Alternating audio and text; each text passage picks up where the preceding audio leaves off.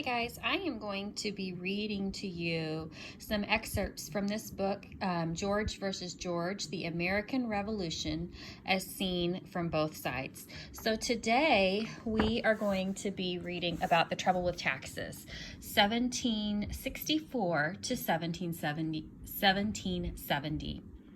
So what stirred up the hornet's nest in the first place? It all began over money and the rights of citizens too. Great Britain had been in one war or another for 50 years and was drowning in debt. Over in London, Parliament decided that Americans should help out by paying their fair share, and King George agreed. After all, Great Britain had spent plenty of money fighting in America for the good of the colonies. The Crown was still supporting a British army to help stop Indian attacks on the American frontier. It was Great Britain's right to collect payment.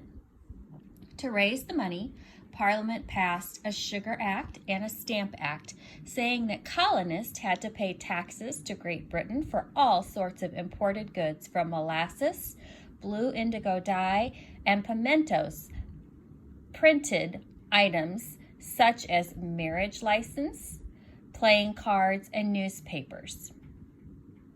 Similar taxes were often collected in England, but colonists were already paying separate taxes to cover their own war debts and to run the colonies. A lot of them thought that paying twice wasn't one bit fair. Besides, they believed that it was against the British Constitution. Ever since the Middle Ages, English law had said that there should be no taxation without representation. You'll hear that lots, boys and girls. This meant that citizens could never be taxed unless their elected representatives voted to pay. The colonists were British citizens, and the law guaranteed them the rights of Englishmen. So where was their right to have representatives who could vote for or against these taxes? Though many colonists would stay loyal to the Crown and obey its law no matter what, others argued that Parliament might make them pay even more taxes without their consent. Samuel Adams was a famous proponent. If our trade may be taxed, why not our lands and everything we possess or make use of? He's saying if we give in to this, they're going to tax us even more. An anonymous English poet has this to say: "The Stamp Act, no doubt, may be good for the Crown, but I fear 'tis a pill that will never go down," meaning a hard pill to swallow, boys and girls. It's not going to be good for the English colonists. Many colonial merchants refused to buy British goods. Pamphlet writers roared. Preachers thundered from their pulpits. Angry members of an organization called the Sons of Liberty stripped royal office holders naked and covered them with hot tar and goose feathers. They used to tar and feather folks like this in Great Britain all the time. Here's an example of that in this picture. It says, "These are no sons of liberty. These are sons of violence." A mob completely wrecked the home of the royal governor of Massachusetts. A straw dummy dressed to look like a stamp distributor was hung from a 120-year-old elm tree, and the British tax stamps that Americans were supposed to buy were burned in every colony. So here's that example of the straw dummy. And it says, "What greater joy did New England see than a stamp man hanging on a tree?" Here's King George. Look at his face. He doesn't look very thrilled. He says, "I'm more and more grieved at the accounts of America. It is undoubtedly the most serious matter that ever came before Parliament."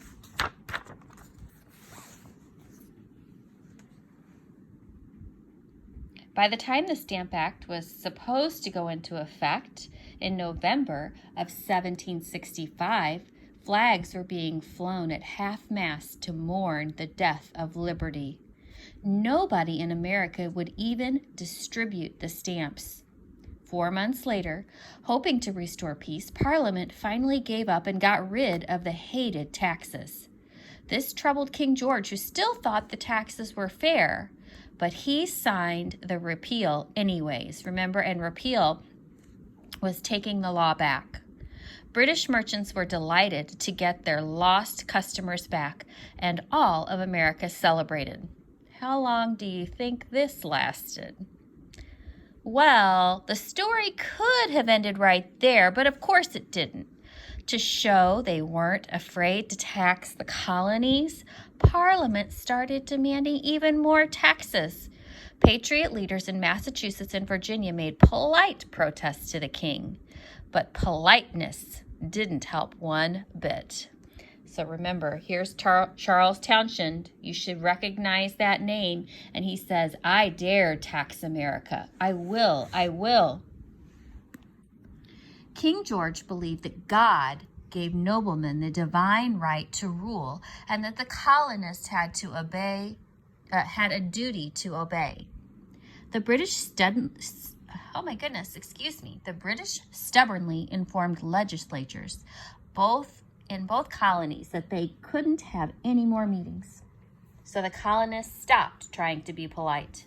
The Virginians, including George Washington, met anyway and banned the sale of all items taxed by Great Britain. Colonists smuggled in untaxed goods from other countries, which was illegal. And they made lots of their own goods instead of buying British ones. A woman's group called the Daughters of Liberty supported the cause by weaving their own cloth, making their own ball gowns, and brewing their own Liberty tea out of sassafras flowers. King George was certain that gentlemen who pretend to be patriots in Massachusetts were no more than criminals. So he sent a fleet of warships to Boston to make them behave. 700 soldiers wearing fancy uniforms soon paraded up Boston streets with muskets on their shoulders. Whenever they went off duty, many stole, got drunk, and chased women. Some also infuriated worshipers by purposefully racing horses, beating drums, and gambling under church windows on Sundays. In March of 1770, an angry mob of American rowdies started taunting 8 of King George's soldiers and pelting them with icy snowballs. Then someone threw a lump of wood at a redcoat and knocked him flat. The enraged troops began firing into the crowd, and 5 colonists were killed. Furious Sons of Liberty were quick to label this disaster the Boston Massacre, and it stirred up plenty of anger on both sides. So if you look at the illustration here, boys and girls, you can see that these are the colonists, and they say, "You coward, you dare not fire. You can't kill us." And then another angry colonist over here says, "Fire, by God. I'll stand by whilst I have a drop of blood." That means he is not giving up as long as he has even one drop of blood left in his body. This is the Boston Massacre.